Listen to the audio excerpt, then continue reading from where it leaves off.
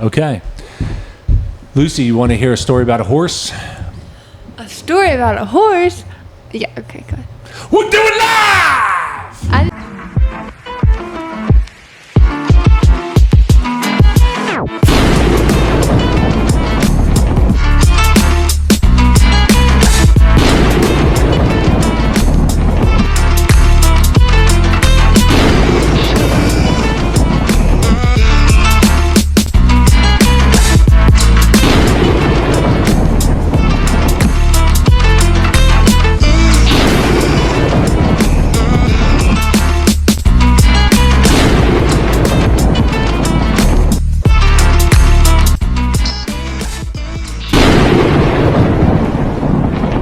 I wanted me to say there.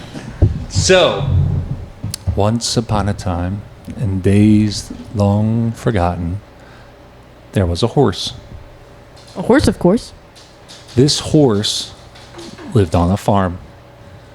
This farm was very productive, and therefore the horse had lots of work to do. It worked day, it worked night. And the farmer loved the horse because he yielded much crops through the horse's sweat. One day, though, the horse got older and older, and it wasn't able to pull the plow like it used to, until the point where it really couldn't pull the plow effectively at all, and it forced the farmer to go out and get another horse. So the farmer went to the horse and he said to the horse, "I'm sorry, you were at one point my most trusted animal on the farm, but I can no longer feed you." And the horse looked at him in horror and said, "What am I going to do?" He said, "I don't know. I can't feed you." So the horse pleaded with him and he said, "If there's anything I can do, if you give me a challenge and I can do it, then can I stay on the farm and you feed me and take care of me until I die?"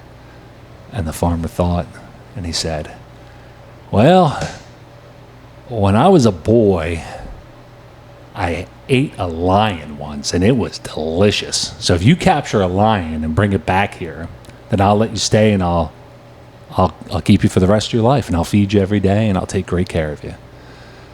So the horse, realizing that was a near impossible task, felt very, very sad and left the farm. And he went up into the woods and was on almost near panic because he didn't know where to go or what to do or how the heck to catch a lion, when he came across a fox. And that fox said, "What troubles you, my friend?"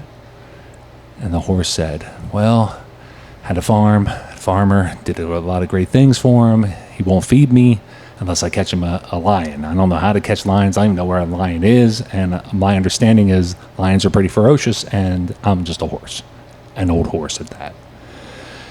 Fox said, "Oh, never fear, never fear. I have a plan for you. Lay down here in these weeds. Lay down, be very still.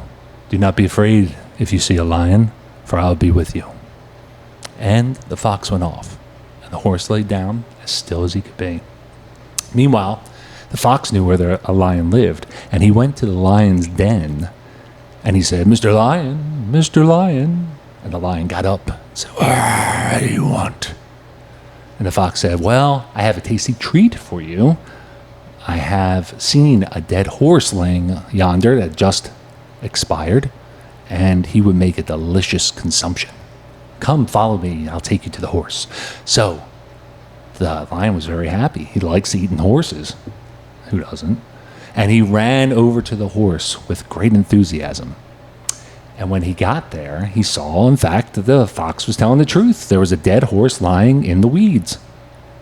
And he was about to devour the horse. And the fox said, "Excuse me, Mr. Lion, it would be very, very inappropriate and disgraceful if you were to tear apart this poor animal in front of all the other animals. Drag it back to your den. There you could have a private meal."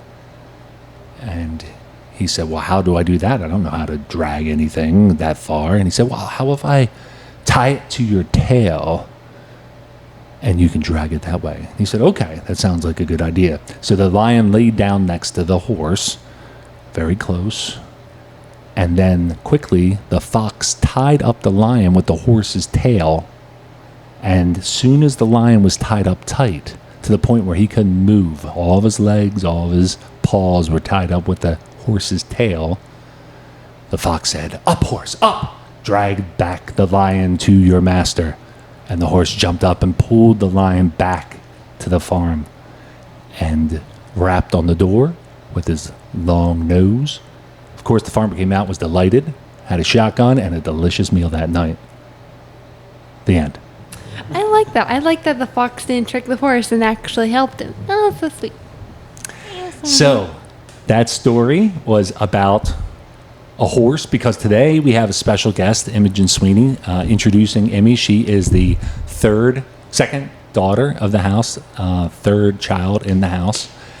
She is a horse trainer, a horse rider, a horse enthusiast, a gym enthusiast, a carpentry enthusiast. And she decided to come on to our podcast today to talk a little bit about horses. Emmy, welcome. Hi. Nice.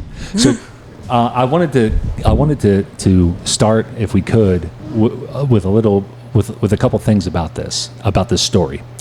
First off, does anyone know, is it legal to eat lion in the United States? No. Good.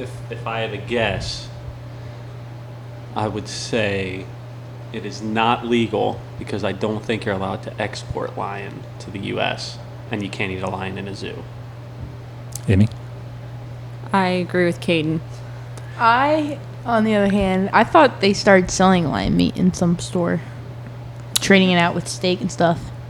Well, you're correct. There are some restaurants that do serve lion meat, and you are allowed to eat lion. It's legal to eat lion in the United States. You're just not allowed to hunt and sell the meat of the lion in the United States. But you can hunt your own lion if you're in the lion fields, and you can eat lion meat, and it's legal. Wait, I thought you said you can't hunt it. You can't hunt it and sell it. You can't hunt and sell the meat. Oh, but wait, then But how you do can they eat- sell How do it? the- yeah, how do the they restaurant- sell meat at the restaurants? That's a good question. I didn't get that. Where are far. they hunting this lion at? I've never heard of a North American lion. At a zoo. I don't know. So you're not the big game expert on this. No, on this that particular came from big game experts, and they said about the lions in the United States. Okay, so that was one question. The other question is, could a horse drag a lion by the tail and his tail not fall out? Well, I don't think a horse would get close enough to a lion to drag it anywhere, first of all. But hypothetically, Yeah. let's say that did happen. A draft horse could most definitely, well, I feel like it could pull a lion. Because a would draft the tail horse... fall off, I think, is the question. Oh, is that the question? Yeah. The lions. I Would the feel like lion's tail it fall? would. Yeah. I'm not sure how strong a lion's tail is, but I feel like it would definitely. No. With the horses, if the lion was all tied up with the horse's tail, would the tail of a horse be strong enough to drag a lion I don't think so. or a giant animal without falling out? I don't think it'd even be long enough to tangle up all its arms and I legs. don't think it would Sorry, be able to. fix my mic there. Okay, so that's a no. What do you think? Yeah, I'd say no. I'm going to go pro horse on this one, and I'm going to say it could do it. Okay. I don't know if it could do it, but I did see that I started looking up horse hair, horse tails, and pulling horse tails, and that's a thing that people do to present their horse at different competitions. So they call it, if you look it up, there's a bunch of sites on how to pull a horse's tail, and you can pull out the different hair on the horse's tail to customize it in the size and shape that you want it to be. That's stupid. Does that hurt the horse? Horses have no nerve endings, so they can't feel it when you pull the hair. Because there's a thing called clipping. So when you go to a show, some places require you to clip your horse's mane, so that's not real raggedy and it looks nice. So you pull the horse, you actually take a razor, you wrap it around the horse's mane, you pull it, and it gets all the dead ends off, and they can't feel it. Rarely, there was a horse in one case at our farm who could feel it, but that's a rare occurrence, not common. Most horses don't have nerve endings, so they can't feel it. It did say something about the tail of the horse connected to its vertebrae. Yeah, there is a vertebrae on the tail, so I'm not sure if that could hurt or not. And just for the people who don't know what's a vertebrae, because I definitely That's know. your back. Oh, okay, yeah. It's your spine. You're welcome to the people who are too afraid to ask. Where don't they have nerve endings? Just on their tail, like on the edge of their tail. Yeah, I was more so talking about their mane, but on the edge of their tail, yeah, where like there's any long pieces of hair, you could brush it and they won't feel a thing. Now, if you were to pull on their vertebrae, I'm sure that would hurt. But if you were to just brush, we have a brush called the mane and tail brush. If you were to just brush that hair without pulling on the vertebrae, it wouldn't hurt them. They wouldn't feel it. That's interesting. Then the third part of the story I wanted to touch on, then we'll get into some. This probably be a nice bridge into your work with horses, but the farmer wasn't very nice to the horse. I thought in the beginning of the story, right? The horse worked really hard for the farmer for a number of years, and then the farmer was willing to not feed it and just kind of move on from the horse. And it made me think of the Amish. And I wanted to know, are the Amish, they can't watch this because they're not allowed electricity, right? But they do have cell phones. Do, yeah. But anyway, I saw one with AirPods. but are they allowed to, do they treat their horses well? And when I was looking it up, a lot of sites say that the Amish treat their horses like equipment, and they build up their muscles that they need for different activities like plowing, and they don't really they treat them well enough where they can live, but they don't treat them kind of like a family member. Now, there's always exceptions to the rule, and some Amish do treat their horses really well, but it seemed like a large consensus of people believe, at least, that the Amish don't treat the horse well. Yeah, I would hate to put everyone, like you just said, everyone in that category, because they are most likely some Amish that do treat their horses well.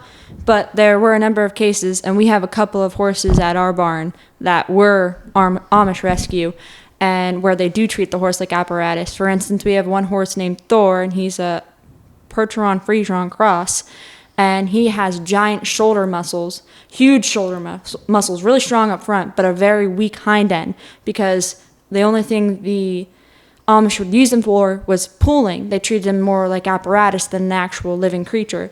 So he was always working his shoulder muscles to the point where that when they brought him to the barn, he was so weak in his hind end that he had trouble doing basic things that other horses could do.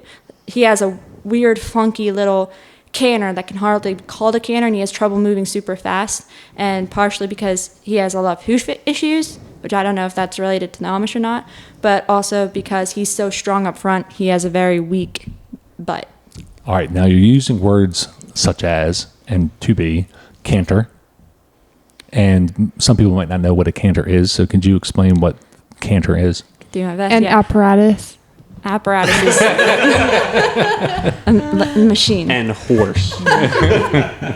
Not be tough. Well, a canter is a 3-beat gait, so you hear the ba-dum-dum, ba-dum-dum, ba-dum-dum, and it's faster than a walk and faster than a trot. And a trot is a 2-beat gait where the front, it moves in diagonal pairs. So their front inside leg moves with the outside leg, and then the outside front leg moves with the inside back leg. For the sound, it goes.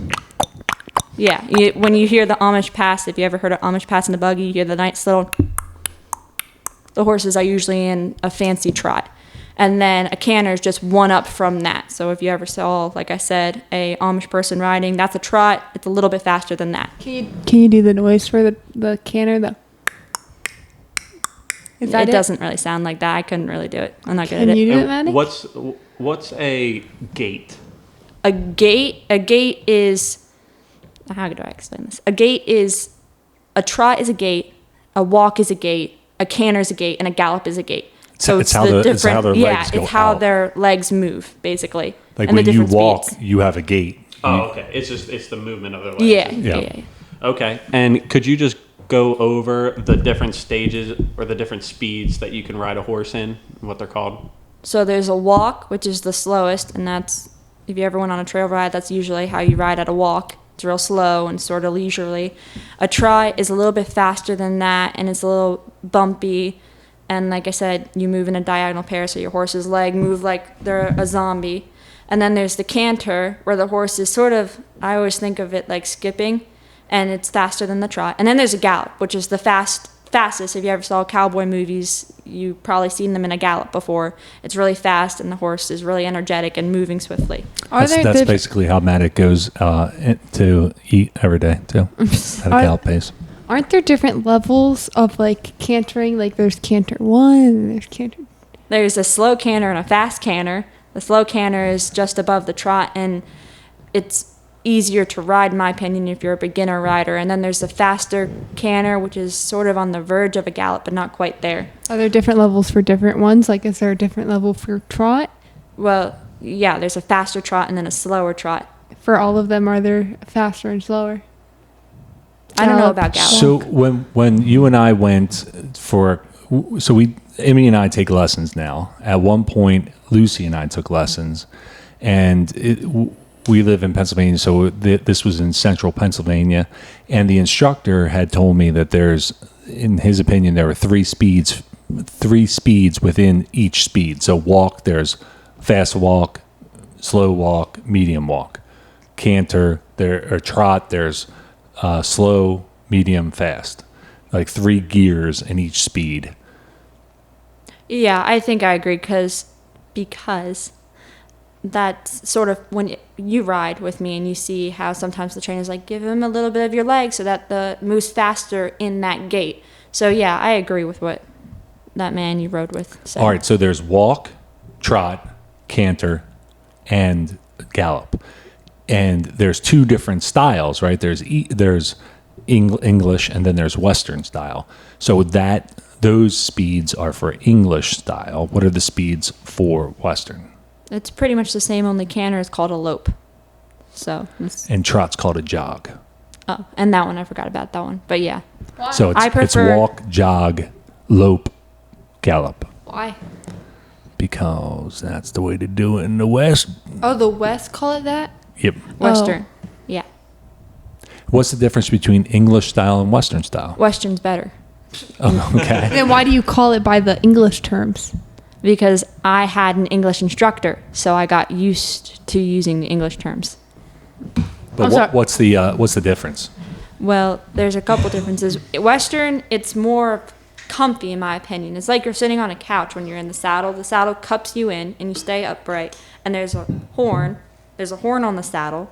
And the saddle was more made for Western type things. Like if you're living on a ranch, it's more made for that type of style. Whereas English is very proper. It's more hoity-toity. I picture a lot of British people. And you're more fancy. It's a lot more using your balance. It's learning how to control your body more. And you have nothing to hold on to in front besides, like I said, learning how to use your balance, learning how to use your leg and feet together.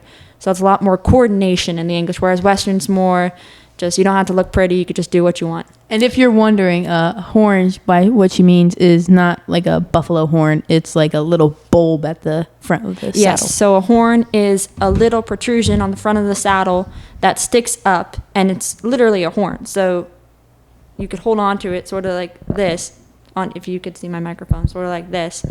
And it's, like I said, it's just a little protrusion. What it was there for is originally, some people think it's just to hold on to, which that serves a good purpose if you're just taking lessons. But on a ranch, it's for cattle to wrap their lasso around, or whatever it's called, and to help when they're pulling and steer. So that's what it was really used for. And now it's more of something to look pretty and to hold on to when you're riding. A lot of my lesson kids just hold on to the horn. They don't use it for roping cattle. Now, the really cool thing about doing English, or the only real thing that I like better than Western, because we do Western riding, and I like Western riding. I like turning the horse and moving the horse real fast. The only thing that's better on the English is they get to jump, Yeah. which I would like to do. Yeah, you jumping can't- is cool. And you can't jump on the Western because there's two different saddles, and one saddles you can use to jump because it's lighter, and the Western saddle you can't jump because it's too heavy. Yeah, it's a little heavier on the horse. I think that we could try it, but they're not our horses, so. Can we all go around and say one interesting fact that you know about a horse? I'll start. So Okay. the horse's heart is actually the size. I forget exactly how much it weighs in the video. Maybe I forget, but it's like a size of a chicken. And the girl held up a chicken, and I was like, wow, it's a big chicken. And she said that was the size of its heart. And I was like, wow. So it's like the size of a chicken. Wow. That's a big heart. I'll go next since I'm right here. When you're measuring a horse, if you want to know how big it is, you don't measure it in feet, you measure it in hands. And a hand is about 4 inches. I just learned that part from Emmy about 5 minutes ago. Not 5 minutes ago, about 30 minutes ago. Do you know, in like the late 1800s and early 1900s, there was a horse that could actually make change and could count time and spell his name. How did it spell its name? Yeah, how did It used chalk and it wrote it on a chalkboard. that is so cool because actually we had a horse at the barn that was zipper obsessed, and if it saw someone with their jacket, if the zipper was down, it would pull the jacket up, or if it saw a chair laying out, it would pick it up and throw it because it didn't like chairs either. My fact is a horse is a horse, of course, Oh yeah, of that's course, the of course. best fact. but no one can talk to a horse, of course, unless, of Of course, it's the famous horse, the famous Matred. I heard of this horse one time, and it didn't have a name, and it was a horse with no name, and it had to go through the desert with this guy who I don't think had a name either. But after 9 days, he had to let the horse run free because the desert that they were riding through turned into a sea. Not sure why. Scary stuff. Yeah, and then I never heard of the horse since. Well, but it had actually- no name. He actually did have a name, but they forgot the name because there ain't no one to give him pain. Okay. Well, I got an interesting fact. The horse's eye is actually 8 times larger than the human eye. Actually, to go with that horse eye thing, the horse has the biggest eye out of mammals, all the mammals in the world. Oh, really? That's the And biggest what another? mammal? Oh, sorry. I think The horse's eye is the biggest eye of all mammals. You know that for a fact. I don't. yeah, that's Let's right. fact check that. That sounds wrong. Well, That's maybe not all mammals, all something. All land mammals, maybe? Yeah, all What land about what about an mammals. elephant? Oh, yeah. Yeah, anyway. They must- Lucy, what or about a elephants? giraffe? They're Lucy, what about a giraffe? They're giraffes have bigger pretty in big eyes. size than a horse, but Did you ever see the size eye-wise, of a giraffe's eyeball? They're huge. But I don't know. It's like the size of your head. It's huge. Maybe proportionate well, maybe If show- Lucy's right, we're going to have to take her out to dinner for berating her so bad. Maybe proportionate to its body. Okay, but here is another interesting fact about the horse's eye. Tell us is, the fact first. is that they have monocular vision. Am I saying that right? And binocular vision. So on the left side and the right side, they have a huge span, so they can see all around them, all the way to behind. They can't see directly behind them, but they can see all the way to their hips.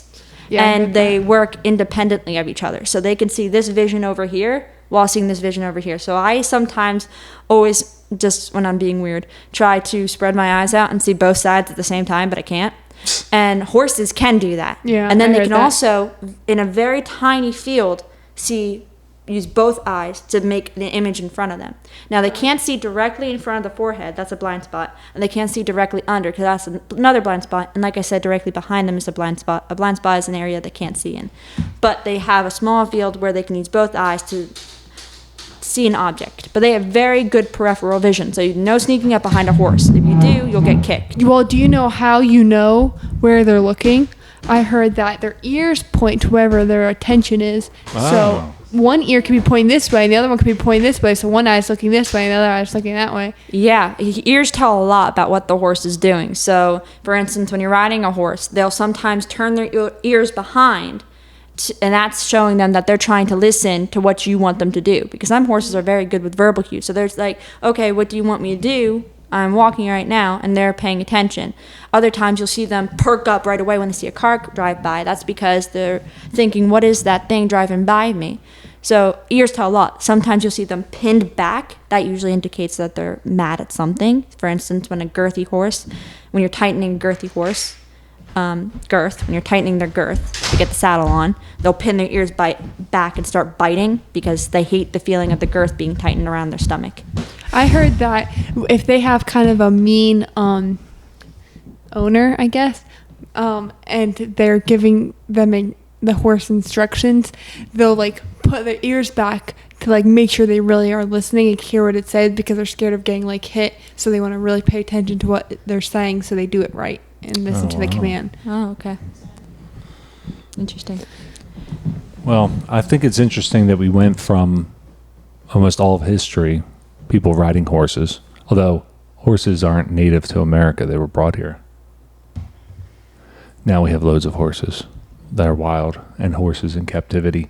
But it's interesting that we rode horses for so many years, and now we've built these automobiles.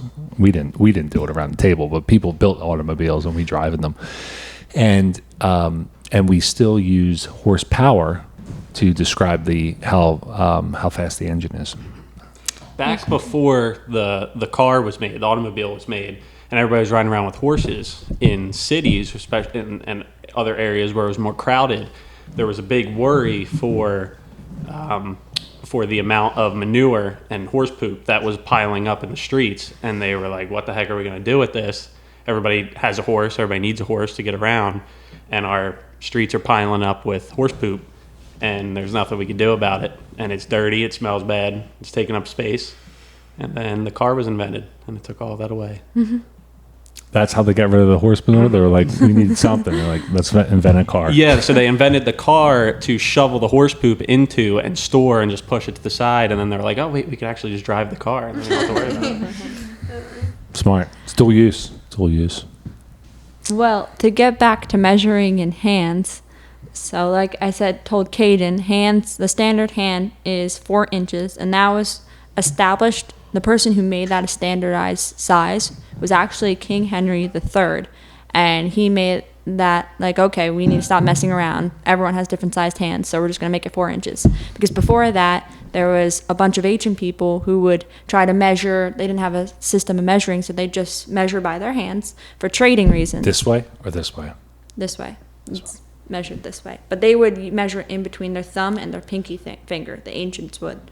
So, but now it's measured like this. Now, modern times, we have just a regular measuring tape. Yeah, that converts hands to inches. And where you measure from a horse for their height is you measure from the ground to their withers. And their withers is a protrusion of the vertebrae on their back. So it's the highest point that's stationary on the horse. You don't measure from their head because their head is constantly moving. It goes down, then it goes up, and then it goes here, and then it goes there. So you can't measure from their head because it's constantly moving. So you measure from the withers. And that's where you also put the saddle, right, up on the withers. Well, you don't put it up on the withers, but it's right behind the withers. If it was up on the withers, their saddle would be awkward. I put it on the withers. And then what is the person that shoes the horse called? He's called a farrier. So a farrier deals with all the hoof issues because hooves are constantly growing. So he comes in, trims them down, puts the hooves on and stuff, the shoes on and stuff. And just to say, trimming hooves don't hurt the horses, for anyone who doesn't know that, because it's just like nerves, like the hair, like people's hair, when you get it cut, you can't feel it. It's the same thing. They can't feel it. So you have to cut it to make sure it doesn't grow too much. There's a funny part on the hoof that I always have my kids memorize because it's very interesting. It's called the frog. And it's not an actual frog, but it's in the shape of, it reminds me of a shark tooth on the horse's hoof.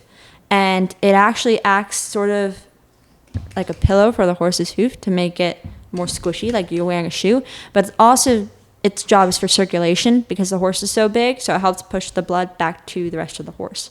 So I have my kids know that because sometimes they try to dig in and the horse gets upset and throws his hoof down, and I tell them you can't do that, and then explain what the frog is on the hoof, because it's important to know that so you don't try to puncture it. And the frog is where the blood goes back and forth up the horse's leg down to the frog, feeding the horse's leg with blood, and then the blood goes back up. Right. Yep. That's what my farrier told me. And when she says her kids, obviously she doesn't mean it's her kids. It's her My kids lesson that she kids. instructs. Yeah. Yeah, I feel like that would be obvious. The other day, this lady thought that Winsome, my sister, was my daughter. I was like, no, sister, not daughter. But before we close, I wanted to you tell us one of your cool stories about that happened to your boss or something, because like she deals a lot with horses and. A cool story about my boss. Okay, I wasn't prepared about that. No, like, nothing to do with the horses, because you said she's got like thrown off horse, she got kicked in the ribs. Okay, so there's a lot of stories that involve my boss. One story that happened recently. So she's obsessed with draft horses, which I don't blame her. Draft horses, if you don't know, are very big horses. I believe they have to be at least 16 hands. They're very strong and very muscular. For instance, a Shire, the biggest horse, is a draft horse. The Percheron, which, like I said before, Thor, the horse that had the big shoulders I was talking about, he's a Percheron Friesian cross. So he's a draft horse. Clydesdale, Bud Light, they're draft horses. So Please refrain from using that term on this show. Is a Bud Light it was a horse? the Bud Light horse. I'm not supporting Bud Light, but I'm It just was saying. the Budweiser horse. That's Budweiser, correct. whatever. But I'm that's a confused. Why draft did horse. Bud Light even come into the horse conversation? Budweiser used Clydesdale horses to deliver their beer, or at least they advertised like they used to back in the day, use Clydesdales to deliver their beer on trucks. Oh, what's Budweiser? It's a beer. Okay. Okay. So anyway, what happened was she took this giant, I believe he's 18-hand horse out to try to lunge him, but he's completely buddy sour. So a What's horse. lunge? I forgot. Okay. Lunge is when there's a giant rope and a trainer is standing in the middle of usually an arena or a round pen, which is just a giant circular pen. And they are leading their horse in a circle using a lunge whip, which you don't hit the horse with. It's just there to help move him forward. So you whip the ground with it and stuff. And it's to keep them moving in a circle. You can use it to train, to release energy in the horse. If you can't ride that day for some reason, you lunge your horse. So it's just a means of working with your horse. But anyway, so they took this giant horse out to lunge him. And this horse, what I was saying, was buddy sour. So buddy sour means that they have a group. They have another horse that they are best friends with, and they cannot leave that horse or they will freak out. Okay, so this giant 18-hand horse was in the arena being lunged, and he decided to try to break to get to the barn because he heard his buddy calling for him. So he ran full force into the gate and made a dent in it, and then they had to pull him back, and pulling back an 18-hand horse is hard. It's like trying to push a car by yourself. So then they pulled him back, and they started lunging him again, and so he ran full force back into the fence, and this fence must be made out of steel or something because it didn't break, and the horse ended up flying backwards. So it was fine, but it was funny. And then another thing happened. She has another 18-hand horse named Zeus. And these two, they're best buds because they're the two big guys. So they run the whole entire field. Everyone has to listen to them. So they were out in the field. They were very covered in flies because it's summer. So they saw this huge tree and they started rubbing against it. And they rubbed against it really, really hard. And so hard that it started to break. And then the other horses, there's about at least 5 other horses out there that are smaller. And they saw these two big guys doing it. And so they all ran up to the tree, pushed the two big guys out of the way and started rubbing against the tree. And then the big guys got mad and pushed the little ones out of the way and started rubbing against the tree. And then the little ones got mad and pushed the big ones out of the way. And that kept going on until the whole tree collapsed. So they knocked down the tree. Part of the tree. Not all the tree, but a big part of the tree they knocked down. Did it fall on any of them? Nope, didn't fall on any of them, thank goodness. I just wanted to go back to the dent thing. How the heck did it not fracture its skull or anything? Well, because it didn't bend down its head. Oh, I just pictured full throttle. No. Ran into the The few times that I've gone with you guys to while you're out with the horses, and I've seen the horses and how they act like a bunch of like high school kids. Oh, and oh my gosh, you, yeah. you see them and they're standing there in their little groups, and they kind of look around, they look at the other horses, they look at you like they're judging you, and then they're talking about you. So there's this super smart horse, probably the smartest horse at the barn. His name is Tank. He's a pony. So he's very tiny and he's very, very fat. So he's a very fat pony that likes to eat. And he is very smart in being lazy. And I'm not joking about this, but he will discover ways of being lazy. So for instance, he will, and a little kid's riding him, he knows he's way stronger than them. So he'll pull his head down and he'll walk straight to the fence and stop. And he won't lift his head back up. I will take the kid off, hop on him. As soon as he feels my weight on him, he'll start listening, start acting like a complete angel because he knows that I know what I'm doing. I'll hop on him, put the kid back on, and he'll be a complete jerk, walk right back to the fence, put his head down and not listen. Another time, my sister Gia took your spot, and she went with me, and Tank knew he couldn't pull his head down because Gia was strong enough to pull him up because she was old enough to do it. So he pretended to go over a jump with her. Very slowly, he pretended to go over to the jump, and I said, "What is he doing?" And my trainer said he's trying to scare her. So he wants you to get off his back. So he's going to pretend to go over this jump a couple times. Just pull him away. But that's not all. That's not all he did. Then we took him back into the barn and we tried picking up his feet. Well, he decided that picking up his feet is too much work and he didn't feel like doing it. So he put all of his weight onto his hoof and he wouldn't lift it for her. I came over, got his hoof up, and then she moved over to the other side. We're like, okay, he's good now. He did it to all 3 feet. He wouldn't lift them up for her. What happened to the fourth foot? I did the 4th foot. Oh, okay. He wouldn't lift that up for her either. He is a complete jerk. He also realized that we can't catch him in the field. So he'll hide behind the other horses, behind their butts, because we can't go back there.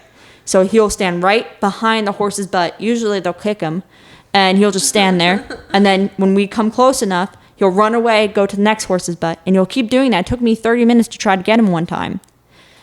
And another thing is he's, like I said, he's really fat. So when a little kid is walking him, he knows he's way stronger. And so he'll pull full force into the treats and try to knock down the treat barrel to break it so he can get the treats. He's a very smart horse. But in addition to that, they're also really like petty to each other, right? And there's also a hierarchy in their groups. Yeah, there's a pecking order. So with the mares, it's the worst because picture a bunch of teenage girls fighting about being the most popular. That's how it is with the female horses. They're called mares. And they're very squealy, very clicky, and it's really annoying. There was 3 mares that were trying to decide who was boss. They were named Danny, Elsa, and Lakata. And How can you tell they're trying to decide who's boss? Because they'll do things, they'll pin their ears back, they'll fight, so when the horses are eating, the highest gets to eat first. And so they'll fight over that. They would, like I said, kicking, squealing, doing all that sort of thing. And so there was a while there where it was not really safe to let other kids go into the field to get the horses out because the mares were fighting over who would be the head mare. Who won? Danny. Danny won. She's the youngest, and she's the feistiest, and the brattiest, and the prettiest, and she won. That's why I like to ride. And she knows she's the prettiest, right? Like she'll walk around like she is. Oh yeah, and she'll. Didn't before Danny came, Lakata used to be it. Yeah, like Lakata used to special be it, and then purple- she sort of chilled out and sort of gave up and said, "I don't really care where I'm at." But Danny, Lakata, so there's a horse named Lakata. She's almost all white horse. with blue eyes. Insane blue eyes. Like they are the craziest looking They eyes. stare into your soul. like your shirt. Well, they're this kind of goofy looking. And they're beautiful. They're pretty color, but they're like all over the place. They don't just pop out at like normal horse eyes. One's going this way and the other one's popping over this way. It's like doing its own thing. It's having a party over this side. Well, I just learned horses have the ability to do that. They have monocular vision, and so they can actually look on one side and look on the other side the same way. Yeah. I'm not sure where I learned that. I learned that pretty recently though. Another time, one little thing I did on Elsa, one of the top mares that's best friends with Danny now, is I was riding her bareback, and she's about, I want to say 15 hand horse, so she's average size horse, and I tried hopping on her. I fell down a couple times because she's pretty big. But then when I got on her, she decided that she was tired. All the other horses were in their stalls. So she took off at a fast trot. And the fast trot is the bumpiest ever because it's right in between a canter and a trot. So it's really, really bumpy. And so she ran me at that fast trot right into a tree that was hanging over. And I ducked in time. But there were 3 other trees. So she ran into 3 trees and trying to knock me off. Was that Lakata? No, it was Elsa. Oh. I didn't have a bridle either, so I was riding with a halter. So you had mentioned earlier ponies and you mentioned horses. What is the difference between a pony and a horse? The difference is their size. So a pony has to be under 14.2 hands. Anything above 14.2 hands is considered a horse. So Tank, the pony that's very stubborn and fat, he's a pony because he's less than 14.2 hands. So 2 horses could have a baby horse, a colt, a foal, right? Yeah. And Really? that foal could grow up to be a horse or it could grow up to be a pony. Really? You said if a pony and No, a horse, 2 horses, they're above 14.2 hand. They have a foal, baby horse. That foal could grow up to be a pony. I don't think so. I think it would grow up to be a horse. Like if it had something wrong with it and it was shorter than 14.2 hands, it wouldn't be a pony. If there was something wrong with it and it was less than 14.2 hands, it would be a pony. I'm not sure if it was supposed to grow, if that's a common occurrence, if 2 regular sized horses were to have a pony. That's what I'm saying. I'm not sure. So if it's pony common isn't occurrence. like a species though. Like it's not, or not a species, but like a type of horse. Like breed. a breed, yeah. There's not like a breed of horse. I believe it's mainly a size. There might be a braid that's a pony, but So it's not like structure, it's just height. Yeah. So, for instance, Tank, he's what type of horse? He's a halflinger. So his breed is halflinger. Say that sounds like something out of that movie, like Lord of the Rings, a halflinger. That'd be perfect for that. So I guess it kind of is not really a breed because you said his breed's a halflinger, but he's a pony. Yeah. But Yeah. are all halflingers ponies? No, there's different types of ponies. But this is just one particular pony that happens to be a halflinger. But can there be halflinger horses that aren't ponies, or are all halflingers ponies? I'm not sure. I think that halflingers can be regular horses, but I'm not exactly sure, and I don't want to give you bad information. So, I do it all the time. No, kidding. but what I was gonna say is, with the ponies being just based on size, the thing that's a little confusing about horses. There's a paint horse, which could be a coloring of the horse, but it could also be the breed of the horse as well. So there sometimes terms are intertwined.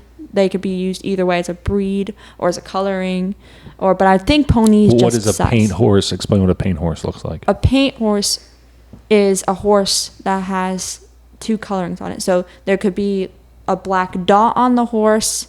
That would be called a pinto horse. And there could be we have one horse named Nitro. He's a paint horse. He looks like a cow, so he's black and white. And I believe that's the coloring is either called pieball or screwball. I forget which one's which, but one is a white horse with black patches on it. The other one's a white horse with any color but black.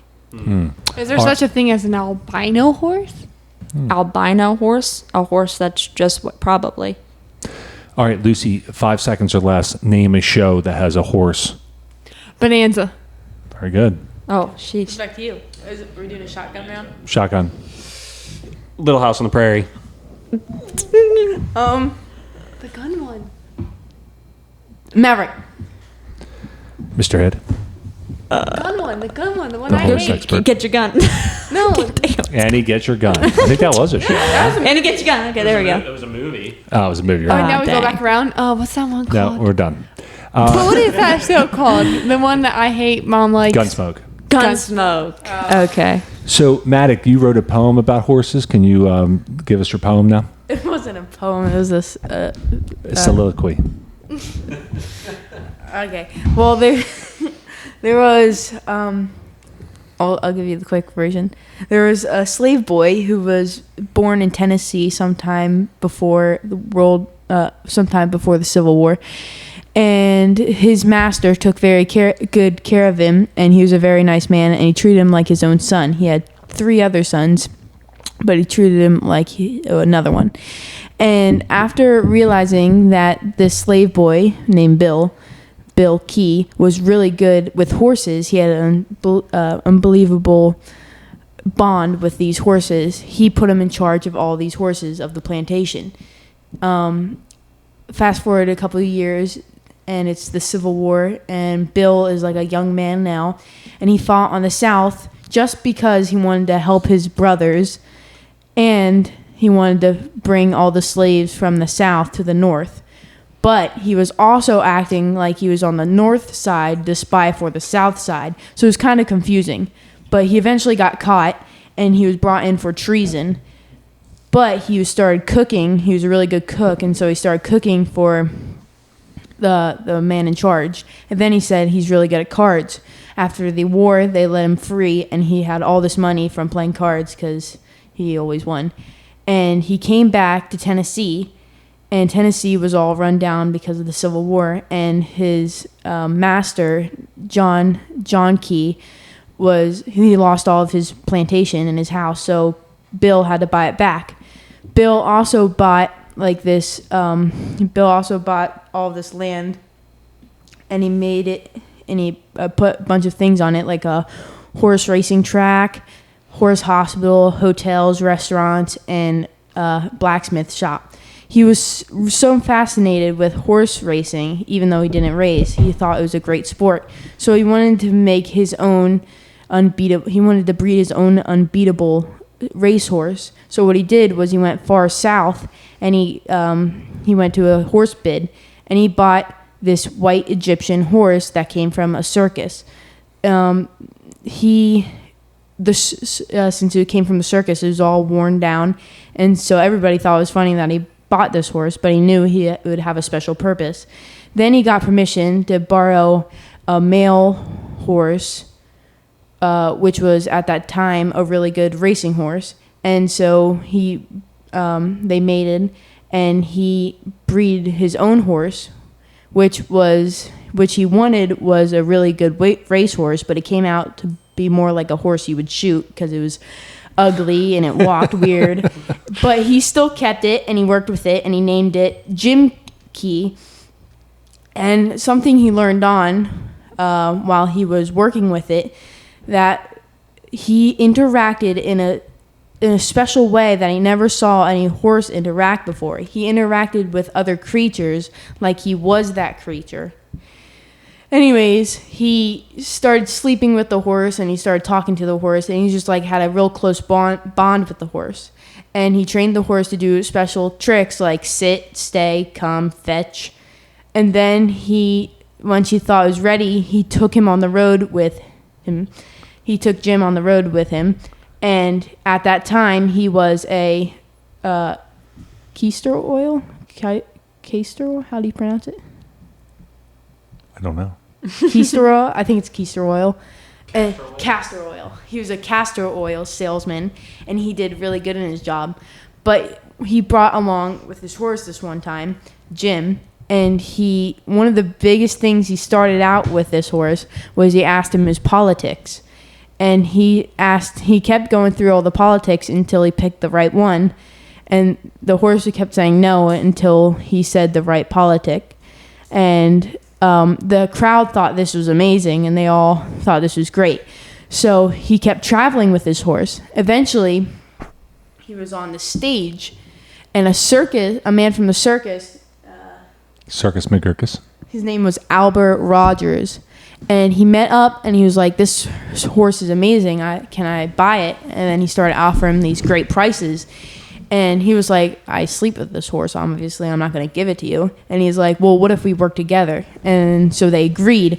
And at this point, they were making millions and millions of dollars. In 1904, there was the St. Louis World's Fair. And during this time, in 1904, they made a special building just for Jim Key the horse, and it was called Jim Key's Pavilion. And thousands of people came a day just to see this horse. They paid tons of money just to see this horse. one time, Allison Roosevelt, daughter of the president at that time, came in, and everyone was like, "Oh, this is amazing!" And she sat right in the front. And that same day, there's school kids that were coming in to do a spelling bee against the horse. The horse won, not just because he spelled better than the kids, but he spelled the exact same time as the kids. And that word happened to be Allison Roosevelt. They died. How did he spell it? With chalk? They gave him letters, and he put it on the board. Oh, wow. And he dies in 1909 along with his owner, Bill. And they get a burial ground in Tennessee where the plantation was. But there's millions of things before they died where there was like tons of ads. And he was the biggest star during that time, bigger than any actor or all-star. And there was thousands of buttons and medals that went with it. They even made an animal ambulance with just because of this horse, and they had like his picture on it. And thousands of these kids signed a agreement where they will be kind to all God's creatures, and just because of this horse. Where'd you find this story? On YouTube. They die. Did they die together? They died around the same time, yeah. Oh. It wasn't like they died in an accident or anything. No, it was just the horse was old, and so was him, the owner. Yeah. Well, that was some story, and I appreciate you sharing it with us. Well done. That was good. And I wonder if we can, Lucy, let's try to grab some pictures of this horse. Jim Key, the name of the horse was? Yeah. One of the crazy things, though, it did was it played the organ with its mouth. It also spelled its name and spelled other people's names. And one of the most craziest thing was it stuck its nose in this cup of water to pull out this coin. And then he went for the towel, but his towel was wet, and he got annoyed, and he grabbed his towel and threw it. And he was like, "This towel is soiled. I don't want this one." And so that lady thought it was really funny, and she made him a whole bunch of towels with his custom name on it. And Wow. Well, we're getting close to the end of the show. I did want to relay a story that happened to me with a horse. When Lucy and I were taking lessons, we were going up to central Pennsylvania, and I rode a horse that was very tiny. It was probably a pony. It probably wasn't a horse. It was a pony. And the horses would see me coming, and the one horse knew that I was going to ride it because I kept calling its name. I forget what its name is now, but it was Gray.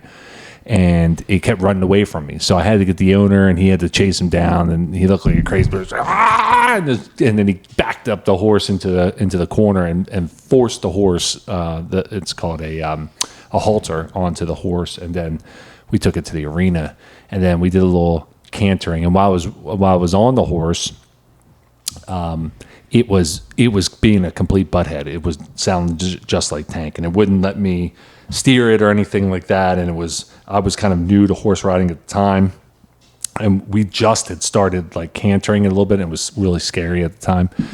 And eventually he said, the owner was like, "You just got manhandle it. Just got manhandle that horse." And so that's exactly how he talked, by the way. And so I took the horse, and then I just started like really using my weight and strength. And remember, it was just a little pony, so my feet were dragging on the ground, and I was pulling it this way and pulling it that way. And by the end, the horse started working with me. And so after you're done, you take the horse, you take all of the gear off of the horse, and then you rub it down, and you take it back out to the field, and you usually give him a little treat. So I took out this horse out to the field and left it there, and then I was like, okay, well, bye, horse. And I started walking away, and the horse was walking the opposite way. So we're walking two different ways. The horse stopped, turned around, came back to me, stuck his little head over the fence, and let me pet him. Because we had a little bond there. A couple of times when I went into that horse place, to pet the horses and give them food, they started running towards me, and I got terrified because I thought they were going to trample me, and there was like a bunch of them. Yeah. That can be scary because they're large when you're next to them. Especially my little brother Judah, we all visited as a family, and he was all the horses was like, "What's this little thing?" And they all started like chasing him. He was like, "Ah!" Yeah. Caden, did you have a horse story? Oh, no, I just thought at the end of your story, I thought you were going to say that when the horse turned around and came back to you and reached over the fence, it was going to have a lion attached to its tail for you. Wasn't that lucky or unlucky? Okay, well, before we wrap up, does anyone have another horse story, a little horse tale, if you would? This one's really quick. Don't worry, guys. There once I watched a movie, and I was too little to watch it because I was terrified after. Oh my gosh. And there was a little girl, and it was like these fables, and it was It's called Grimm's Tales. yeah, and there was this little girl, and she had her short hair cut because she had to dress like a boy, so they wouldn't take her away. And then she went into the barn because her horse was neighing, and she went to see what's wrong, and the horse turned around, and that webs coming out of it, and then it picked the girl up and then swung her around and then ate her, and then they had to chase her down. But I heard at the end, because I was too scared to finish it, that they saved the girl. But it was like you saw the horse running, and it was like a big bulge in its stomach because it ate the girl, and it was running. It was really scary. We re-watched it recently, and then we realized how silly it was. Yeah, but at the time when I was little, it was scary. Sounds horrible and scary, and a show that we all should watch at Halloween. All right, I think one thing that we forgot our last show is to thank God for giving us each other, giving us life, giving us the ability to produce this podcast, and giving us everything, because God is everything. So can we say a Hail Mary? In the Father, and the Son, and the Holy Spirit, amen. Hail Mary, full of grace, the Lord is with thee.